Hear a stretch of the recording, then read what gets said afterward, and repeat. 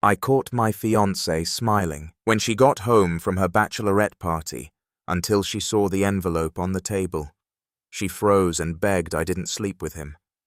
I looked at her and said one sentence that ended everything. There was still glitter on the floor.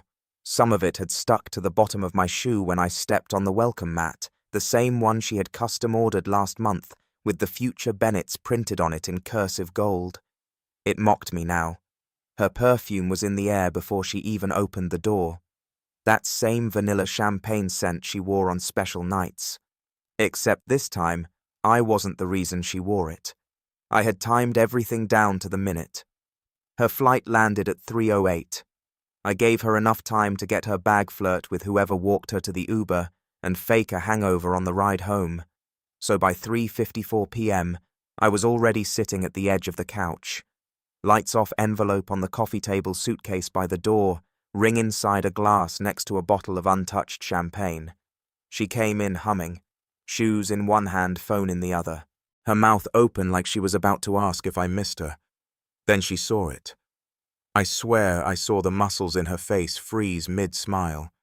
She didn't even drop her shoes, just stopped breathing for a second, the way a deer does when it hears the snap of a twig.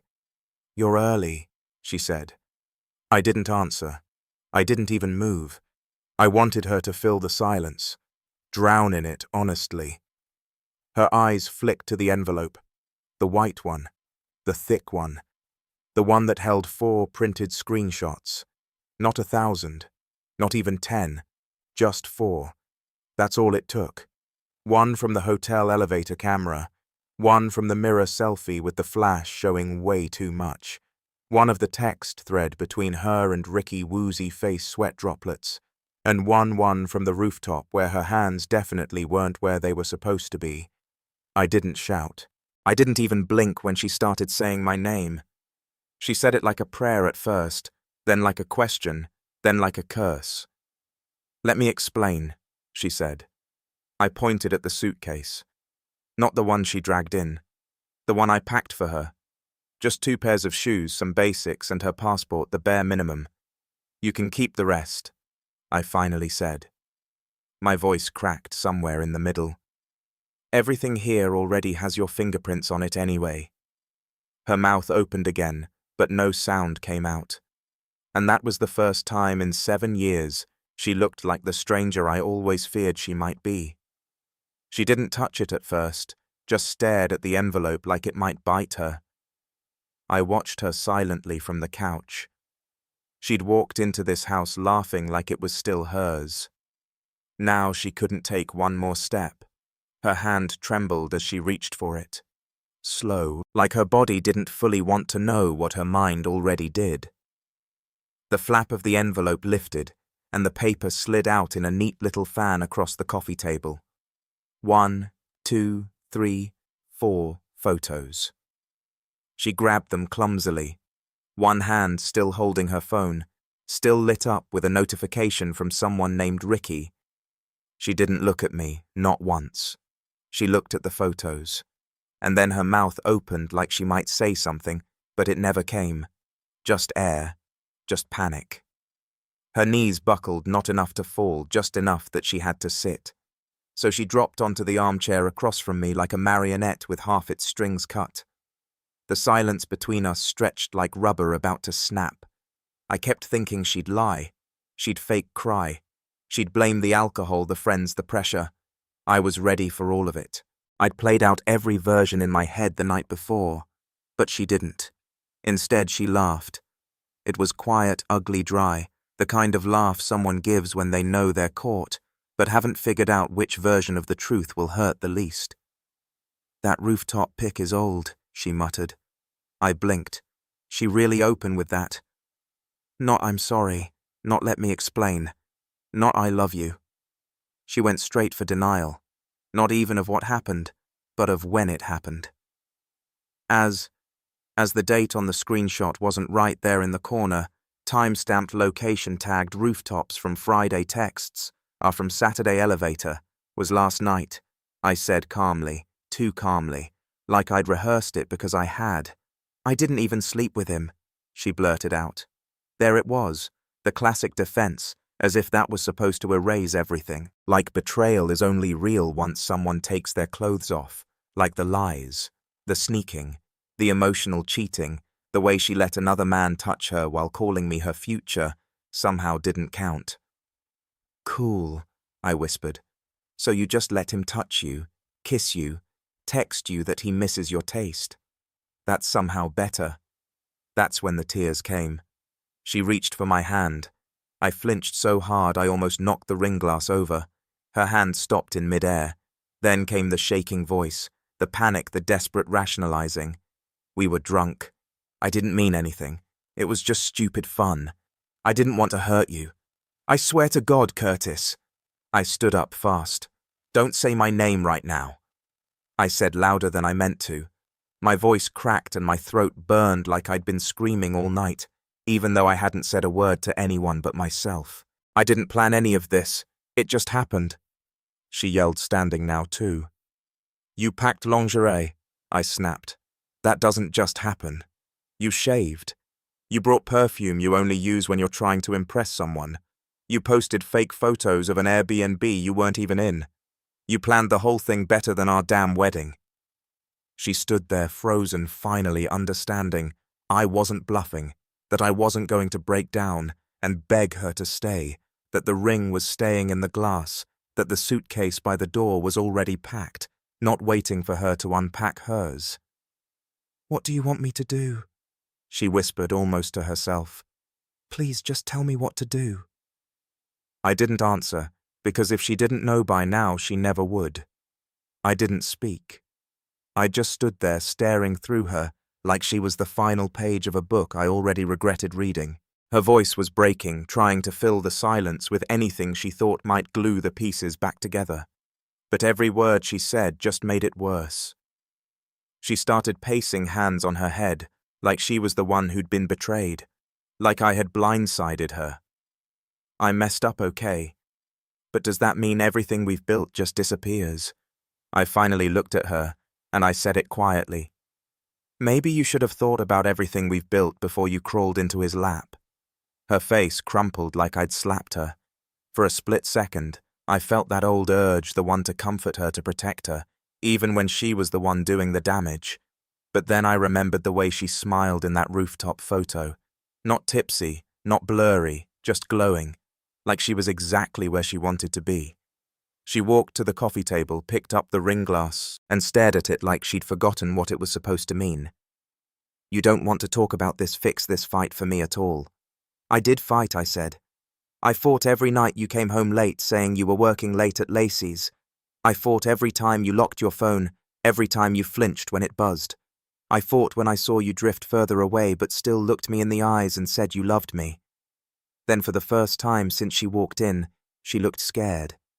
"I didn't think you'd actually find out," she whispered. And there it was, the most honest thing she'd said all day. Not sorry, not ashamed, just caught. She reached for the ring, and I stepped in front of her. "No," I said flat. "You don't get to wear that anymore." She paused, looked at me like I was a stranger, like suddenly I wasn't the doormat she'd grown so comfortable walking over. But I didn't flinch. I couldn't. Because if I gave her even an inch, she'd find her way back into my life like smoke under a door. Then what she snapped. "You just throw me out like garbage." "I didn't throw you out," I said, pointing at the suitcase by the door. "You packed that bag the moment you chose him over me." I walked to the kitchen drawer, pulled out a photo envelope, one I hadn't planned to show her until after she left, but something in me wanted her to see it, to feel it. I dropped the photos onto the table, glossy, fresh, beautiful. "Who's this?" she asked, picking one up like she already knew she shouldn't. It was a photo from the engagement shoot I had redone that morning with someone else. Someone who'd been in my life longer than Natalie ever knew. Someone who never flirted behind my back, never made me question my worth. Someone who was supposed to be just a friend, until Natalie reminded me what betrayal looks like, and I realized what real loyalty actually is.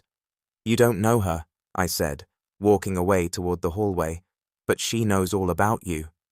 Natalie stared at the photos in silence, and for once, I didn't care what she was thinking. She gripped the photos like they were burning her hands. I could almost hear her heartbeat from across the room. I didn't expect her to recognize the woman in the pictures, and she didn't, but that didn't stop her from trying to act like she did. "Who even is she?" Natalie asked again, her voice higher, thinner. "Some rebound you pulled out of nowhere just to punish me." I didn't look at her when I answered. She was already there. I just stopped ignoring her. The silence that followed was different now, less about guilt, more about fear. She wasn't used to me being calm. Natalie always relied on the fact that I'd lose control, cry, yell, beg, and when I didn't, it was like the floor shifted beneath her. She looked smaller now, like the room itself wasn't designed to hold her anymore. Her voice came again, this time slower. "Curtis, are you serious right now? You're replacing me over one stupid weekend." I turned and faced her finally. "No, you replaced yourself the second you let him unzip your dress and still kept the ring on." Her jaw tightened, and her hands went wide around the edges of the photos. "You don't even know what happened." "You're right," I said. "I don't know every detail. I didn't sit outside the hotel room with a tape recorder, but I saw enough. And you lied about enough. And honestly, if that is what you did in front of a camera, I can only imagine what you did when the lights were off." That landed hard. She sat down again slowly, like her legs gave out.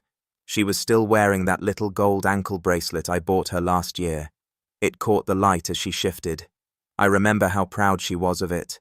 Said it made her feel kept. Ironic now. "I'll do whatever it takes," she whispered. "Therapy, counseling, block him. I'll change my number. I'll delete social media. I'll call your mom. Just please, Curtis, don't do this." I felt a strange, quiet ache twist in my chest when she said my name like that, soft and broken. The version of her I used to love lived in that voice. But I also knew now that voice was a tool. She used it every time she needed to clean up one of her messes. I didn't speak. I just walked over to the hallway closet, opened the top shelf, and pulled down the framed canvas that had our wedding vows printed on it. She had them custom-made 6 weeks ago. She said she wanted our promises visible in the home, not just spoken once at the altar. I placed the canvas down on the kitchen island, and then I took the little lighter I'd kept in the drawer, the one she used for candles and ambience, and I flicked it on. "Curtis, don't." The flame kissed the corner of the frame. The vows curled at the edges, blackened, then caught fully.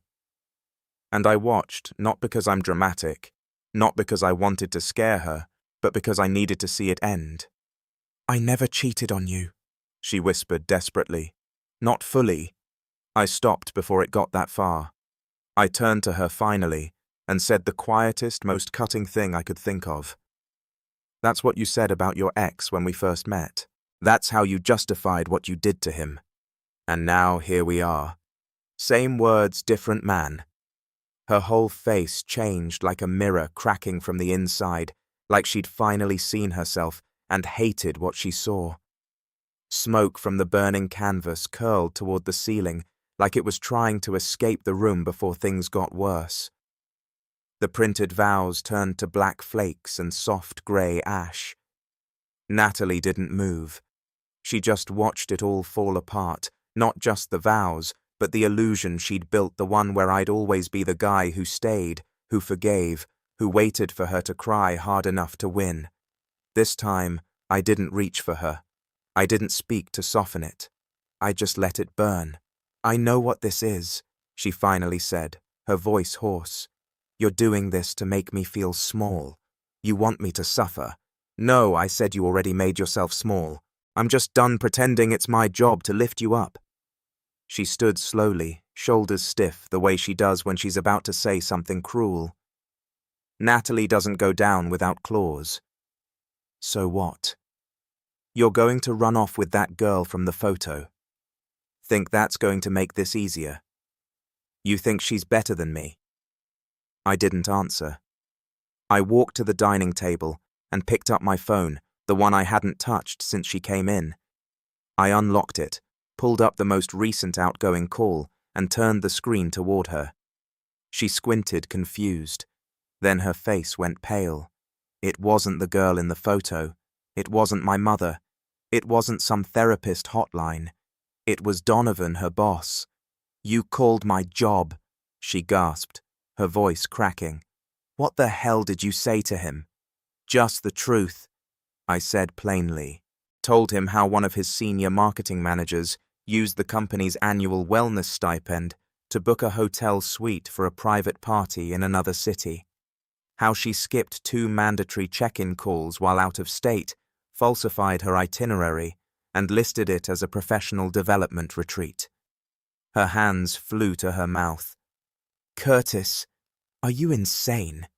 You could ruin my career. You mean the career you were too busy protecting to answer my calls the night you were dancing on your ex's shoulders?" I said, not shouting but not calm either. "Don't worry, I didn't send him the pictures. Yet." "Why would you do that?" she whispered, eyes glossing. "You think ruining my life is going to fix yours?" I didn't answer because I wasn't sure yet if I even felt anything anymore. She stepped toward me, desperate. "You always said I was better than what I came from. You used to believe in me. And then you made me wish I didn't," I said. She sat down again, this time slower, weaker. She knew I wasn't bluffing. She knew the fallout was real, and she still didn't know the half of it. "Curtis, please. You don't understand." I was confused. I felt like I was disappearing in this wedding, like I was becoming someone else. I panicked. It wasn't supposed to go that far. "Funny," I said, walking toward the door. "That's almost word for word what you said to your ex when you left him for me." She froze again. And that was the moment, that exact second, that her whole mask cracked. Her shoulders slumped. Her mouth opened, but no words came. Because for the first time in her life, she wasn't just being left. She was being seen for exactly who she'd always been. And this time, no one was sticking around to help her pretend otherwise. She stared at the floor like maybe if she stayed quiet long enough it would all disappear. That's what she always did. Avoided, delayed, waited me out. But this time, there wasn't anything left to wait for. She looked like someone who finally realized the house was already on fire, and she was the one who dropped the match. Her phone buzzed on the counter. She didn't move. So I leaned over and tapped the screen, knowing exactly what it was. "Email from Donovan," I said casually. Subject line, "meeting request." Her eyes darted to the phone, and for a second I saw it, real fear. Not the kind she used to manipulate me, not the performative kind, the real kind, the kind that settles in your bones when you finally understand you're not in control anymore. She grabbed the phone and opened the email. Her lips moved slightly as she read. Her fingers tightened around the device. "What did you say to him?" she asked again, barely able to get the words out. "Did you send him the photos?" "Not yet," I said. "I figured he might want to hear your version of the weekend first." "I'm nothing if not fair." She laughed, or tried to. It came out more like a cough. "You're proud of this. You're proud of blowing up my entire life over a mistake." I tilted my head. "You think this is about pride?" She walked to the fridge, pulled out a bottle of water, and twisted the cap with shaking hands. I watched her drink like she needed it just to stay upright. Then, without turning around, she said something I honestly didn't expect. I didn't even like him that much. I blinked. She kept talking, her voice low, bitter. "Ricky or Logan or whoever else you think was the center of all this. It wasn't about him. It was about not feeling anything. I felt like I was disappearing into you, into the wedding, into this image of what I was supposed to be. That weekend, it was me screaming for oxygen. I stood there stunned, unsure if I was supposed to feel sympathy or just revulsion. Then you should have just said that, I finally replied. Instead of lying, sneaking around, humiliating me in a group chat full of your friends. She turned to face me, and her eyes were bloodshot now. "I didn't want to lose you, but you didn't want to keep me either." I said, walking toward the hallway. You just wanted me around long enough to cushion your fall. I went to the bedroom, grabbed the second envelope, the one she didn't know existed, and tossed it on the couch next to her. "What's this?" she asked, not touching it. Letter of termination from the wedding planner.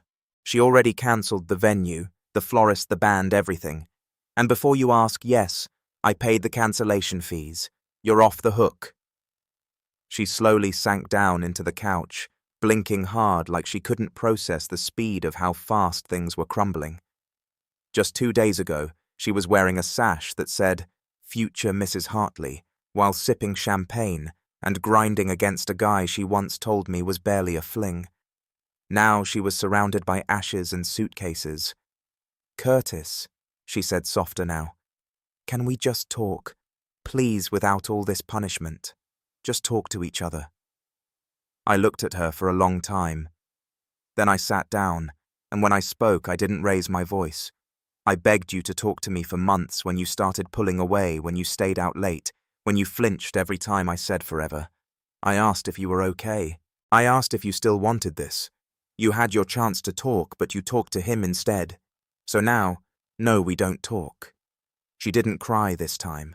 She just folded in on herself like something had finally gone too deep to fix. She sat there for almost 15 minutes without moving, her eyes bouncing between the unopened envelope on the couch and the fading smoke line above the kitchen island. She looked like a woman floating in the wreckage of her own life, not sure what to grab first, or if it was even worth swimming anymore. I stayed quiet. I didn't want to talk anymore, not because I was over it, but because every word felt like it gave her another excuse, another opening to twist things back into her favor. I knew how she operated. I'd loved her long enough to know exactly how many versions of herself she kept hidden for different occasions. That's when the doorbell rang. She flinched hard, looked at me like I was supposed to know who it was. I didn't move. I was done playing her handler. If someone was at the door for her, she could deal with it. After a few seconds of silence, the bell rang again, longer this time. Whoever it was wasn't going away. Natalie hesitated, wiped under her eyes quickly, then went to the door and opened it halfway, and immediately froze. I couldn't see who it was, not from where I was sitting, but I heard the voice clear as day. Natalie. It was her sister Beth of all people. Beth, who practically worshipped her. Beth, who once pulled me aside after our engagement and said I've never seen her this grounded. You bring her peace. Beth, who didn't know, not yet, that her perfect big sister had just detonated her own wedding over some rooftop makeout with a guy named Ricky and a weekend of lies. Beth. Hey, Natalie stammered. I didn't know you were coming over. Beth stepped inside. She saw the half-packed suitcase first, then her eyes moved to the couch, the burned canvas, the open envelope. Her gaze landed on me last. She didn't even need to ask. Her entire face changed. She looked at Natalie like she had just walked into a crime scene and realized who held the weapon. What did you do? Beth asked, her voice quiet, then sharper. What did you do? Natalie. Natalie closed the door behind her and tried to steady her tone. It's not what it looks like. Okay, Curtis is upset, obviously, but it's more complicated than... You said it was a chill girls' trip. Beth cut in. You sent me pictures of a wine tasting and matching robes. What the hell actually happened? Natalie opened her mouth. Nothing came out.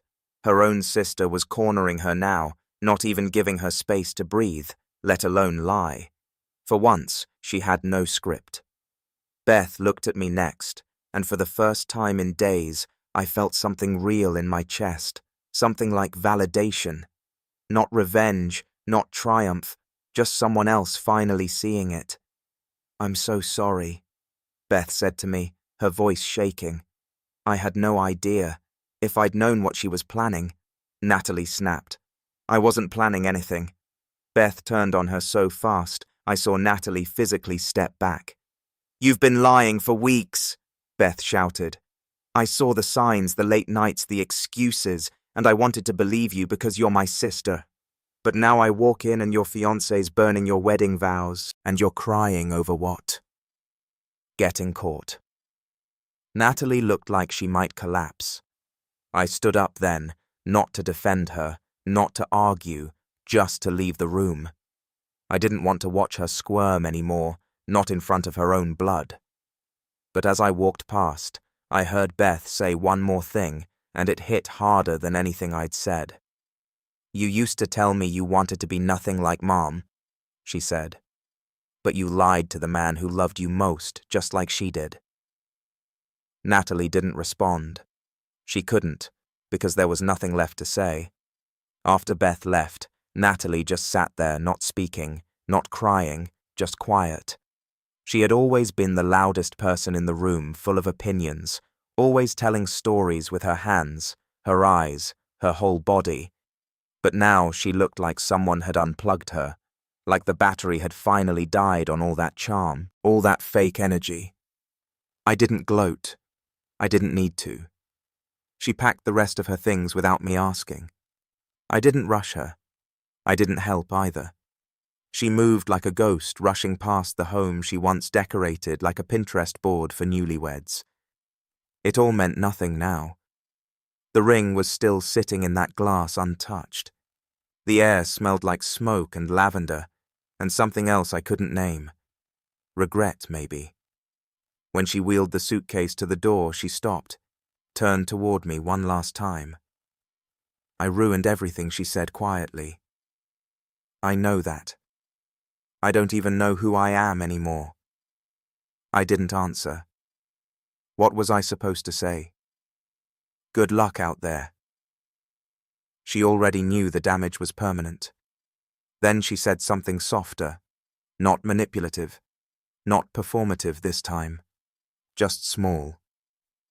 I hope someone loves you better than I did. I looked at her for a moment, and for the first time in all of it, I didn't feel pain. I didn't feel anger. I just felt done. Finally. You don't need to hope, I said. She already does. Natalie blinked. Her mouth opened, but no words came. I didn't owe her an explanation. I let her stand there in that confusion, in that silence. She left without another word. The door clicked shut behind her like punctuation. Full stop. End of chapter. And here's the part she never expected. I didn't jump into someone's arms. There was no rebound affair, no dramatic kiss in the rain. That's not real life. What was real was the quiet, the peace, the slow return of my own voice in my head instead of hers. It took time, but eventually the woman from those photos, the one she thought was just a prop, a threat, she called me. I hadn't expected her to. I didn't ask, but she reached out. She said she saw the photos, and she cried. Not because I looked good in them, but because she said I looked like myself again. Like someone she hadn't seen in years. Her name's Elise. We met way before Natalie. She was the one I'd always told myself was too good for me. Back then, I thought Natalie was what I deserved, someone exciting, unpredictable, wild. But Elise, she was consistent, thoughtful, honest. I thought that meant boring. Turns out, it meant safe. She invited me to coffee. No pressure, just conversation. And we talked for hours like no time had passed. Like all the pieces I thought were shattered had just been scattered, waiting to be put back by the right person. She didn't ask about Natalie. She didn't need to. She just listened to me, all of me. Even the whining, the hurt, the pieces I didn't want to admit were still bleeding. And somewhere in that cafe between the second and third cup, I realized something so stupidly simple. I wasn't broken. I was just free. Now it's been 6 months. The apartment looks different, brighter, calmer. My nights are quiet, not because I'm alone, but because no one is yelling or lying or hiding texts in the bathroom. Elise comes over on Sundays. She brings muffins and wears big sweaters and reads the news out loud like an old movie character. Sometimes I catch myself smiling for no reason, just smiling. And I think that's how I know I made it out. Natalie hasn't called. I don't think she will. Last I heard, she left her job and moved cities. Beth still texts me sometimes, says she's trying to be better. But me, I already am. And I didn't need revenge.